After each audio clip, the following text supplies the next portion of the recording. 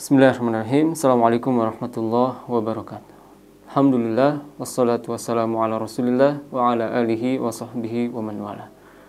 Alhamdulillah, kita bisa melanjutkan kajian kita masih dalam program JMS Jalan Menuju Surga. Dan yang menjadi referensi utama kita yaitu kitab 175 Jalan Menuju Surga karangan Syekh Naif bin Mamduh Al-Su'ud. Dan pada kesempatan yang lalu, kita telah membahas mengenai bagaimana sifat pintu surga, demikian juga bagaimana cara penghuni surga masuk ke dalam surga, dan bagaimana sifat penghuni surga yang paling rendah atau yang paling terakhir masuk ke dalam surga. Dan kita sekarang akan memulai pembahasannya dengan mengenai tingkatan-tingkatan penduduk surga. Perlu kita ketahui bersama, kenapa Syekh Naif ini mendahulukan untuk menjelaskan bagaimana karakteristik tentang surga sebelum menjelaskan jalan-jalan surga itu. Ya, ini tentu sebagai motivasi bagi kita bahwasanya ketika kita mengetahui tujuan akhir yang akan kita raih dari perjalanan yang akan kita lakukan, tentu ini akan menjadikan kita lebih semangat untuk menempuh jalan-jalan itu. Ya, ketika seorang tahu bahwasanya di akhir perjalanan ini ia akan mendapatkan berbagai macam kenikmatan, maka ia akan bersemangat dalam menempuh jalan tersebut walaupun sulit dan walaupun tidak disenangi oleh hawa nafsunya. Ini kenapa Syekh Naif itu mendahulukan menjelaskan tentang bagaimana karakteristik surga sebelum beliau menjelaskan tentang jalan-jalan menuju surga. Kita bahas mengenai tingkatan-tingkatan penduduk surga. Beliau membawakan satu hadis yang diriwayatkan Imam Al-Bukhari dan Muslim bahwasanya Nabi SAW bersabda, "Inna ahlal jannah la yatarawna ahlal ghuraf min fawqihim kama tatara'awna al-kawkab ad-durri al-ghabir minal ufiq minal masyriq awil maghrib." Ya, sesungguhnya para penduduk surga akan berusaha melihat penghuni-penghuni surga yang kamarnya ada di atas mereka sebagaimana kalian berusaha melihat bintang yang terang yang gemerlap cahayanya berasal dari langit, dari arah timur atau barat. Ya, litafaduli ma bainahum, karena perbedaan amalan mereka. Jadi orang-orang yang ada di bawah surga atau ada di tingkatan bawah dari surga itu akan berusaha melihat apa yang ada di tingkatan-tingkatan atasnya. Qalu ya Rasulullah tilka manazilul anbiya la yablughuha ghairuhum. Maka para sahabat bertanya, "Wahai Rasulullah, bukankah itu adalah kedudukan-kedudukan para nabi yang tidak akan bisa diraih oleh selain para nabi?" Maka Nabi SAW mengatakan, "Bala walladhi nafsi biyadih, rijalun amanu billahi wa saddaqul mursalin." Kata Nabi SAW, tentu demi zat yang jiwaku ada di tangannya, mereka adalah orang-orang beriman kepada Allah dan mempercayai para rasul. Ya, maksudnya apa? Nabi SAW membantah pemahaman sahabat tersebut bahwasanya kedudukan para nabi itu tidak akan bisa diraih oleh selain nabi. Kata Nabi SAW, tidak, tentu bisa. Ya, yaitu rijalun amanu billah wa saddaqul mursalin. Yaitu orang-orang beriman kepada Allah dan membenarkan sebenar-benarnya para rasul. Ya, ini hadis yang mulia ini menjelaskan kepada kita tentang bagaimana tingkatan-tingkatan surga. Bahkan di dalam hadis yang lain disebutkan bahwasanya sesungguhnya inna fil jannati mi'ata darajah. Sesungguhnya di surga itu ada 100 tingkatan. Ya, dan sebagian ulama menambahkan lagi sesungguhnya tingkatan surga itu sesuai dengan jumlah hafalan Al-Qur'an. Ya, karena Nabi SAW mengatakan iqra wartaqi waratil kama kunta turatil fid dunya fa inna manzilataka inda akhiri ayatin taqra'uha. Bacalah, tartilkanlah sebagaimana engkau tartilkan dulu ketika di dunia. Sesungguhnya kedudukanmu akan sesuai dengan akhir ayat yang engkau baca. Ya, ini kata para ulama sepakat kalau untuk hafizul Quran ini berlaku baginya. Nah, orang yang hafal Al-Quran dan dia mengamalkan Al-Quran tersebut. Ya, ketika dia dites oleh Allah Subhanahu wa taala baca, dia akan terus baca sampai ke ayat yang terakhir. Ya. Maka ya sebagian salaf mengatakan barang siapa yang masuk ke dalam surga dikarenakan Al-Quran, maka dia tidak akan ditandingi oleh orang lain. Karena memang ini kedudukan tertinggi dari surga. Ya. Ala kulli hal, yang jelas surga itu bertingkat-tingkat dan ya, kedudukannya sangat tinggi. Bahkan antara satu kedudukan dengan kedudukan yang lain itu seperti antara kedudukan ya langit dan bumi. Sebagaimana dijelaskan dalam hadis tentang Tolhah, ya, ketika Tolhah bertemu dengan dua orang yang baru masuk Islam, kemudian kedua-duanya ini masuk Islam bersamaan. Yang satu lebih rajin ibadah, sementara yang lain ibadahnya biasa-biasa saja. Ya, kemudian yang lebih rajin ini meninggalnya di medan jihad. Yang meninggal terlebih dahulu, baru temannya yang satu meninggal 1 tahun kemudian. Maka sahabat yang mulia ini melihat ia tiba-tiba berada dalam atau di depan pintu surga. Kemudian dia sedang bersama dengan dua orang tersebut. Datanglah sesosok malaikat, kemudian mempersilahkan masuk ya kepada orang yang ibadahnya biasa-biasa saja. Namun ia masih lebih panjang umurnya 1 tahun. Baru setelah itu ya diizinkanlah orang yang ibadahnya luar biasa dan meninggal di medan jihad. Di pagi hari beliau ceritakan mimpi ini kepada para sahabat. Fa'ajibu lidzalik, mereka pun terheran-heran. Maka sampailah berita ini kepada Nabi SAW. Maka Nabi SAW mengatakan, min ayyi dzalika ta'jabun. Dari hal apa kalian kok bisa heran? Ya, alaysa qad makatha hadza ba'dahu sanah, bukankah orang ini sudah hidup lebih lama 1 tahun? Wa adraka Ramadan fasoma, kemudian dia bertemu lagi dengan bulan Ramadan dan melaksanakan saum lagi, subhanallah. Thumma shalla, ya, kemudian dia melaksanakan salat dan sujud sekian dan sekian selama 1 tahun. Inilah yang menyebabkan ia ya lebih tinggi kedudukannya dari orang yang pertama. Subhanallah. Ini menunjukkan keutamaan seorang yang panjang umurnya dalam ketaatan kepada Allah Subhanahu wa taala, bisa mengalahkan orang yang luar biasa amalannya namun usianya lebih pendek. Ya.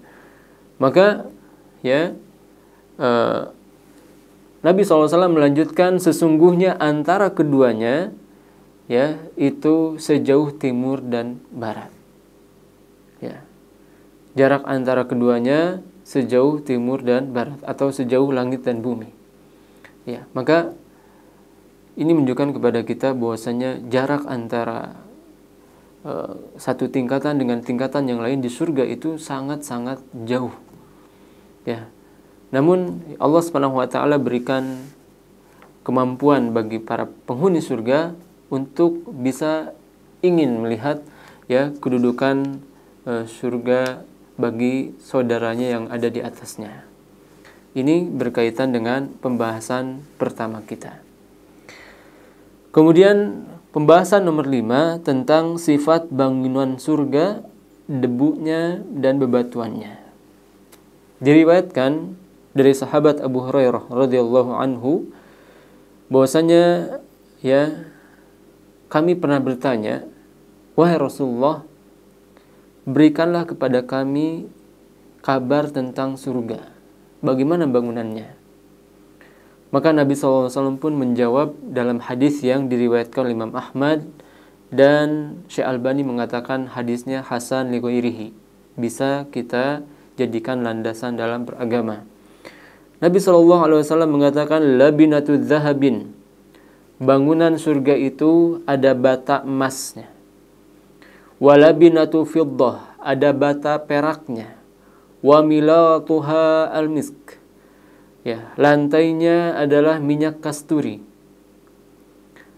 Al-azfar wa hisba'uha al-lu'lu' wal yaqut, dan bebatuannya itu berasal dari mutiara dan permata. Wa turabuha az-za'faran, dan debunya itu za'faran. Man yadkhuluha yan'am wala yab'as wa yakhlud wala yamut. Barang siapa yang masuk ke bangunan itu, maka ia akan terus-menerus bahagia dan tidak akan pernah sengsara. Dia akan kekal dan tidak akan pernah mengalami kematian. La tabla thiyabuhu wa la yafna shababuh. Pakaiannya tidak akan usang dan ya, masa mudanya tidak akan sirna. Ini luar biasanya ya sifat bangunan surga. Ya, menjadikan orang yang masuk ke dalamnya itu diizinkan hidup kekal, kemudian masa mudanya tidak akan sirna, bahkan pakaiannya tidak akan usang. Ya, kita sekarang kalau masuk ke bangunan mana saja, hatta istana surga, hatta istana raja pun, ya pasti tubuh kita akan menua, pakaian kita akan menjadi usang, ya. Namun berbeda dengan bangunan surga. Ketika orang masuk ke dalamnya, ya, ia akan menjadi kekal dalam kondisi selalu muda dan pakaiannya tidak akan pernah usang.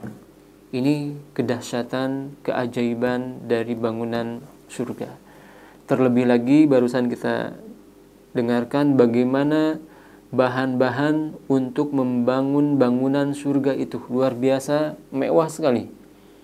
Ya, ada bata yang terbuat dari emas, ada yang bata yang terbuat dari perak, ya, debunya dari za'faron, lantainya dari minyak misk, minyak kasturi, minyak yang sangat mahal-mahal sekali yang ada di dunia ini. Bagaimana dengan ya ketika hal itu ada di surga?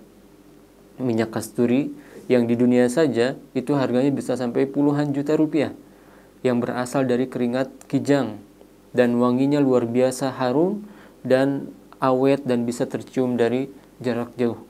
Kalau kita pakai minyak kasturi yang asli, ya mungkin baru masuk pintu masjid orang-orang masjid sudah langsung melirik, ini siapa yang pakai parfum sewangi ini.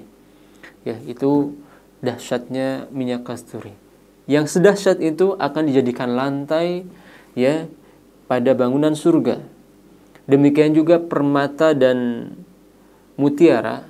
Ini dua benda yang sangat kita senangi dan sangat berharga di dunia ini. Ya, nanti di hari kiamat akan dijadikan bebatuan di surga. Ya, bebatuannya itu permata dan mutiara. Demikian juga ya Nabi SAW mengatakan wa turabuha za'faran. Debunya itu za'faran. Ya, ini safran ya. Ini menjadi debunya bangunan surga.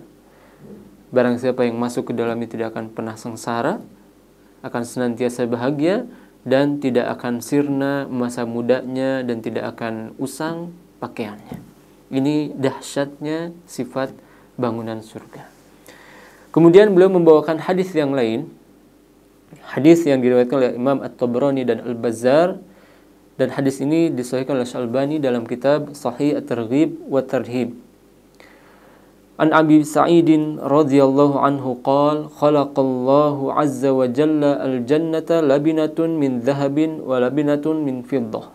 Dari Abu Sa'id Al-Khudri, ia berkata, Allah menciptakan surga ya dari bata yang terbuat dari emas dan dari bata yang terbuat dari perak.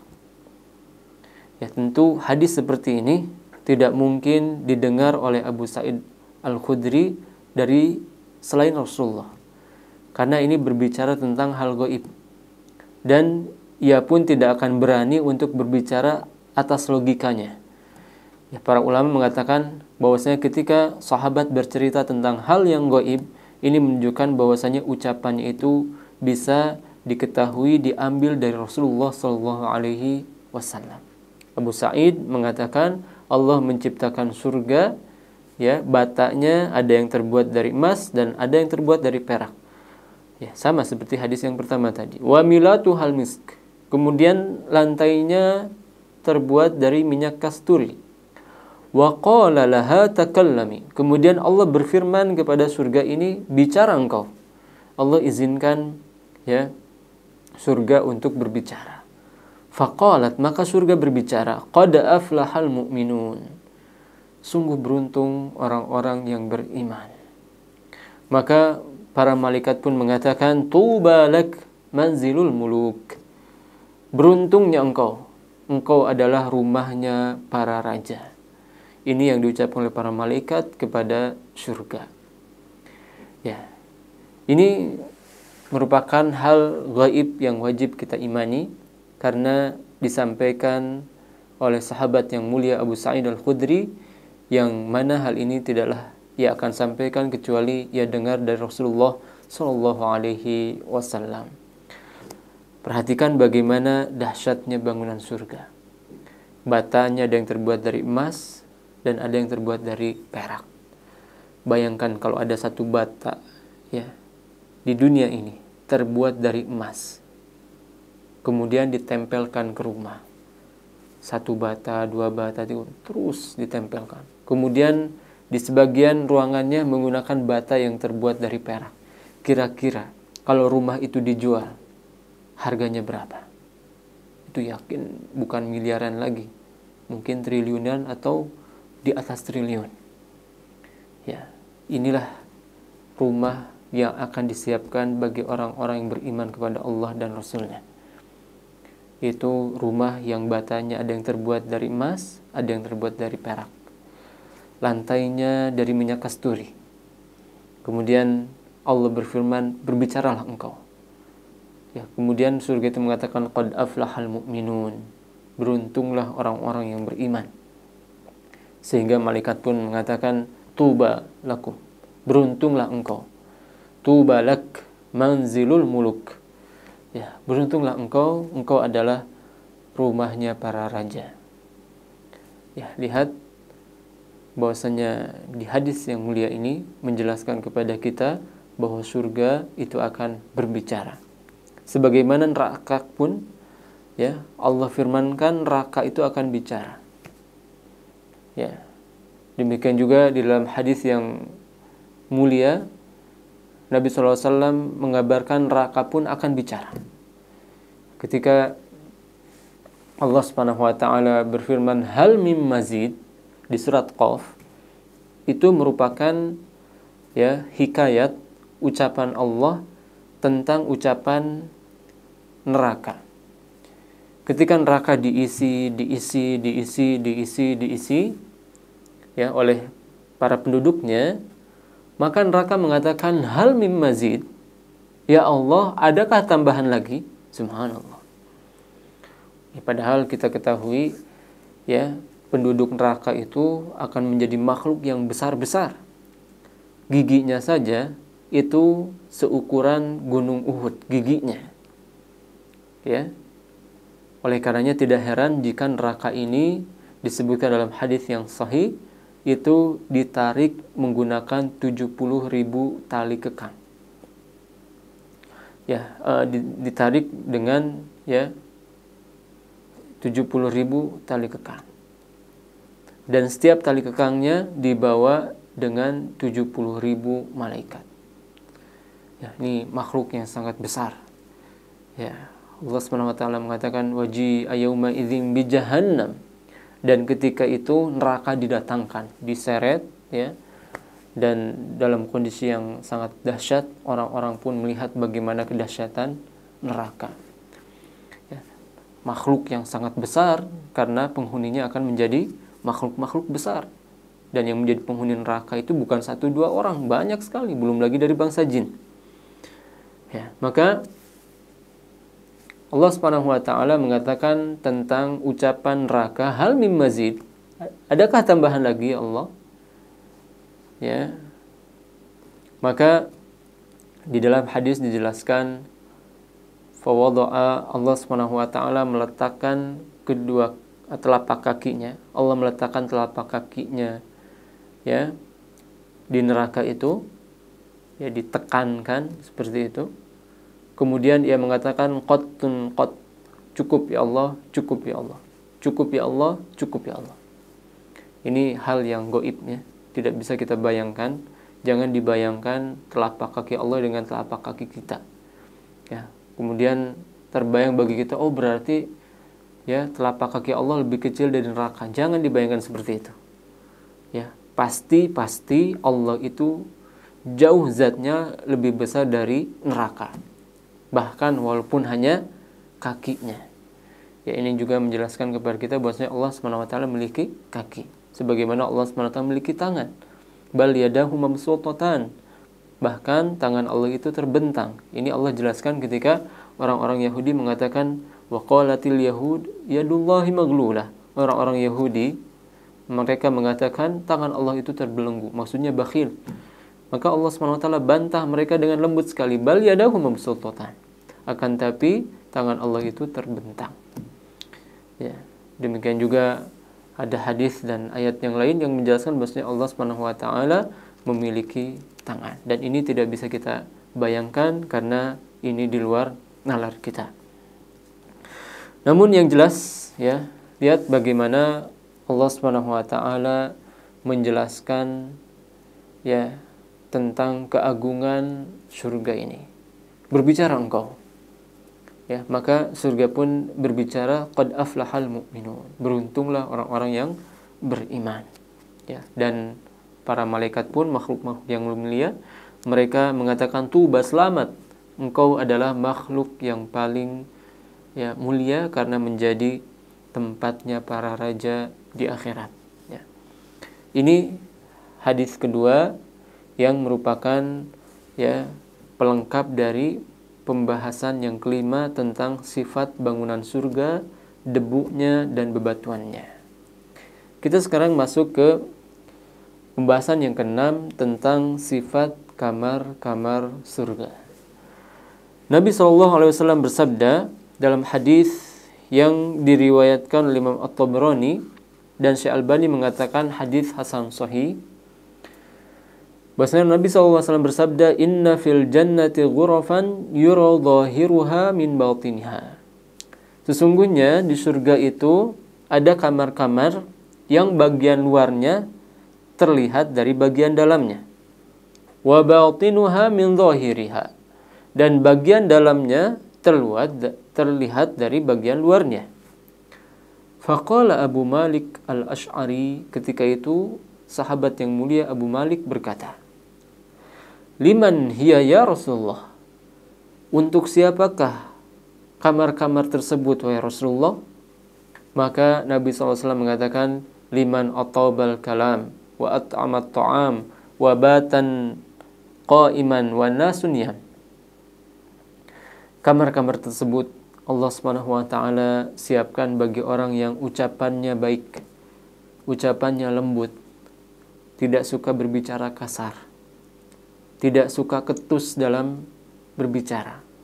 Ada sebagian orang yang dia jarang berbicara, tapi sekali bicara orang sakit hati. Ya. Maka orang yang Allah siapkan kamar surga baginya, yaitu orang yang pembicaraannya baik, orang yang pembicaraannya lembut, orang yang pembicaraannya jujur, dan orang yang pembicaraannya menjadikan orang lain senang, penuh dengan hikmah dan pengagungan kepada Allah Subhanahu wa taala. Wa at'ama ta'am, dan ia juga suka memberikan makan. Ini diantara keutamaan kita memberikan makanan kepada orang lain.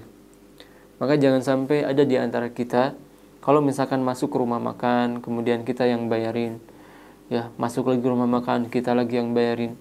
Jangan sampai mengeluh, ya. Bahkan hendaknya kita bersyukur karena harta kita belanjakan untuk di jalan Allah Subhanahu wa taala. Ya. Terutama ketika kita memiliki kelebihan harta. Adapun kalau misalkan kita pas-pasan, ya tentu ya kita sesuaikan dengan kondisi kita. Kemudian Nabi SAW mengatakan wabata qa'iman wan nasun niyam, dan ia senantiasa berdiri di malam hari dalam kondisi melaksanakan sholat sementara manusia sedang tertidur. Ia suka sholat malam. Ini Allah siapkan kamar khusus bagi orang-orang yang memiliki sifat seperti ini. Ya, ucapannya baik, suka memberikan makanan, dan ia suka melaksanakan sholat malam. Berbahagialah Anda yang memiliki 3 sifat ini. Ya, kalau berbicara lembut, baik, penuh hikmah, kemudian suka memberikan makanan, minuman, atau ya rizki yang Allah berikan kepada dia, Allah berikan sebagiannya. Kemudian yang ketiga, yaitu ia suka melaksanakan sholat malam. Kemudian kita masuk ke pembahasan yang ketujuh tentang sifat kemah-kemah penduduk surga. Sifat kemah-kemah penduduk surga. Allah Subhanahu wa taala berfirman di surat Ar-Rahman ayat yang ke-72, hurum maqsuratun fil khiyam.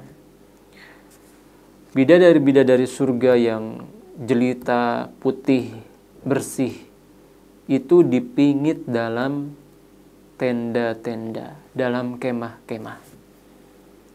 Ini ya bidadari yang disiapkan bagi penghuni surga. Ya, mutiara itu kalau ada di dalam tempatnya, itulah yang menjaga dia supaya terus-menerus menjadi indah. Ya, demikian juga bidadari surga itu disiapkan, dipingit terlebih dahulu supaya nanti ketika datang penghuni surganya, datang pasangannya, itu berada dalam kondisi yang terbaik. Itulah yang Allah siapkan bagi para calon penghuni surga. Demikian juga Nabi SAW bersabda, inna lil mu'min fil jannati la khaymatan min lu'lu'ah. Sesungguhnya orang yang beriman di surga itu memiliki sebuah kemah yang terbuat dari satu mutiara, min lu'lu'atin wahidah, mujawwafah, yang memiliki rongga, memiliki lubang atau rongga, ya, tuluha situna milan, tingginya 60 mil.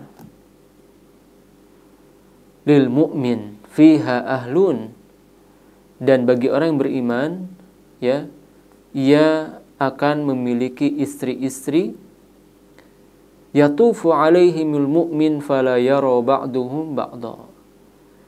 Bagi orang beriman akan ada pasangan-pasangan para bidadari surga, demikian juga istrinya yang ikut masuk ke dalam surga juga, ya, akan berada di suatu kemah. Yang mana kata Nabi SAW, jika seorang beriman itu sedang menggilir pasangannya, maka yang lain itu tidak akan bisa melihat kegiatan yang dilakukan oleh suami dan pasangannya itu. Ya, kita ketahui bahwasannya dalam hadis yang sahih, ya, minimalnya penduduk surga itu akan mendapatkan 2 bidadari.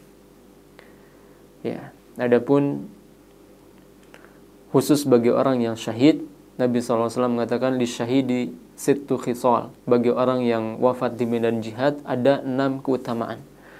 Di antaranya wa yuzawwaj, ya, min isnataini wa sab'ina min hurin ain. Ia akan dinikahkan dengan 72 bidadari surga. Atau kama qala Nabiyyu sallallahu alaihi wasallam. Ia akan dinikahkan dengan 72 bidadari surga selain istrinya yang ada di dunia. Kalau istrinya ikut masuk surga juga berarti tambahkan saja. Kalau istrinya 1 berarti 73. Kalau istrinya 2 berarti 74. Kalau istrinya 4 berarti 76. Ya. Maka kalau para penghuni surga ini satu pasangan, satu orang laki-laki dengan beberapa istri, minimalnya 2. Ya, kalau syahid berarti 70 sekian. Mereka akan memiliki kemah, memiliki khaymah, ya, yang kalau mereka sedang masuk di dalamnya kemudian sedang menggilir ya, pasangannya, maka pasangan lain yang belum mendapatkan giliran itu tidak akan bisa melihat kegiatan yang sedang dilakukan oleh saudaranya itu. Ya, dilakukan oleh pasangannya bersama ya pasangannya yang lain. Dan memang disebutkan ya mengenai tafsir firman Allah Subhanahu wa taala di surat Yasin, inna ashabal jannatil yawma fi syughulin fakihun. Sesungguhnya para penghuni surga itu hari itu dalam kondisi kesibukan yang terus-menerus. Ya, disebutkan oleh ahli tafsir mereka sibuk dengan pasangan-pasangan mereka di surga. Kesehariannya itu saja. Sibuk dengan pasangan-pasangan mereka di surga. Ya. Kecuali nanti di hari Jumat ada kekhususan, mereka akan ya pergi menuju pasar, berpisah dengan pasangan mereka terlebih dahulu, kembali dalam kondisi lebih tampan, pasangannya pun dalam kondisi lebih cantik. Yang itu insya Allah kita akan bahas pada kesempatan yang akan datang. Ini saja mungkin yang bisa kita bahas kali ini. Mudah-mudahan bermanfaat. Mudah-mudahan kita semua dijadikan Allah Subhanahu wa taala sebagai penghuni surga. Amin ya rabbal alamin. Wassallallahu ala nabiyyina Muhammad wa akhiru da'wana alhamdulillahirabbil alamin. Assalamualaikum warahmatullahi wabarakatuh.